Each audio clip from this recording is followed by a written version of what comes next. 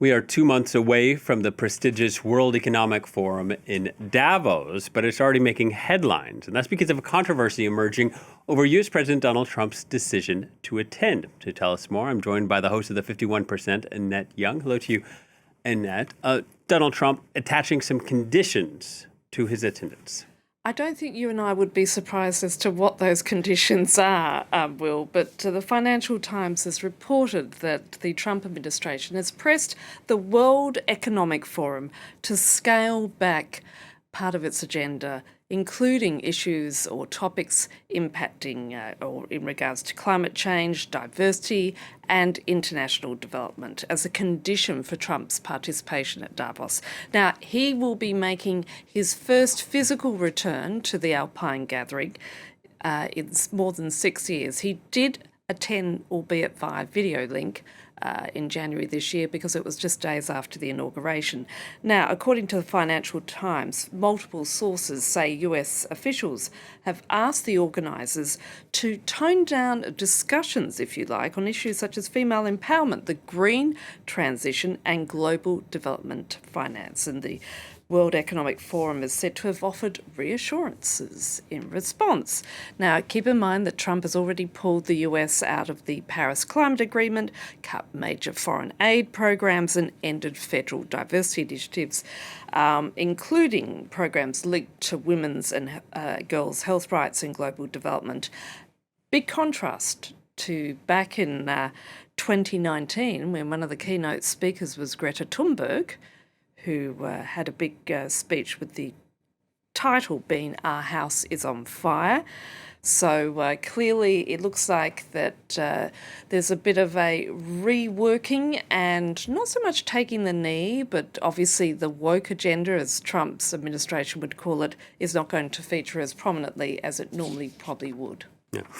We're also speaking about another controversy. LinkedIn, the social media platform, you might get some annoying emails, I can't say the word annoying, for professionals to network, has found itself in hot water over an experiment.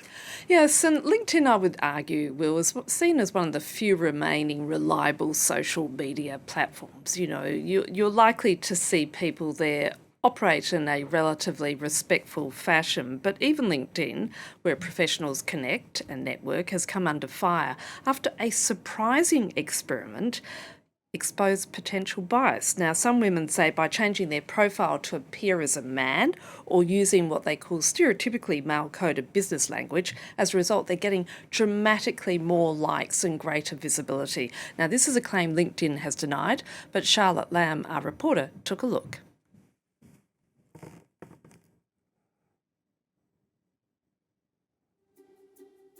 On the world's largest online professional network, a growing trend.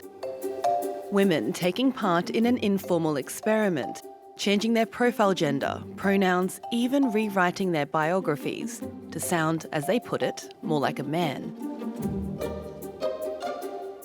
According to some, engagement has skyrocketed. Alex Willemez is an author and climate activist. Like many, LinkedIn is essential to her career. I basically changed my profile, my gender, and posted on it like one day after. And my views increased by 724%. I was a bit shocked.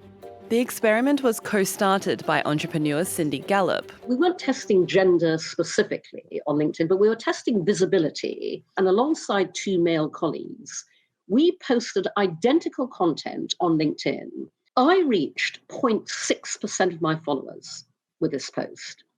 Our male colleagues, Stephen and Matt, reached 51% and a staggering 143% respectively. It did not sound like me. Social worker Megan Cornish, who works with tech companies, was the first to take part. She asked AI to rewrite her whole profile to sound more, quote, male-coded, and then blogged about it. I recycled some old posts that hadn't been doing very well in that style. And every day I saw an increase in reach. And I was going to do it for a full month, but by the end of the week, I was like, I'm too mad. I have to share this. And the stories keep coming. One man even saw engagement drop when he switched his name from Daniel to Daniela. LinkedIn told France 24 its algorithms do not use gender as a ranking signal, saying changing gender on your profile does not affect how content appears in search or feed. And a new book which challenges the notion of the need for us to compete. Annette, I'm guessing this is going to be making some waves in corporate America. It is indeed. And the writer of that book, Ruchika Malhotra, is my guest this week. She's the author of Uncompete, Rejecting Competition to Unlock Success. And she talks about how we need to switch out competition and replace it with collaboration. Let's take a listen to what she told me. Collaboration is so important in the workplace. Opting out of competition is a choice. And opting for collaboration is also a choice. So some of the ways that I recommend it, for example, are creating a promotion system that isn't zero sum, that isn't about one person getting promoted at the cost of everyone else. There's evidence that even in our political system, especially here in the United States, there would be a lot less political division if we did not pit two sides against each other and it was zero sum, winner take all. There can only be one president. The loser sort of slinks home with their tail between their legs. I would love to, in the workplace especially, see more leaders talk about collaboration in promotion, talent development conversations. Tell me of a time that you collaborated with your team member, or projects should be rewarded based on what the team did rather than there was this one standout individual, which I will say is a very masculine style of being in the workplace, where only one individual gets rewarded or only one individual wins the prize. And I think we really need a reframe right now. All right, Annette, thank you very much. Annette Young from the 51%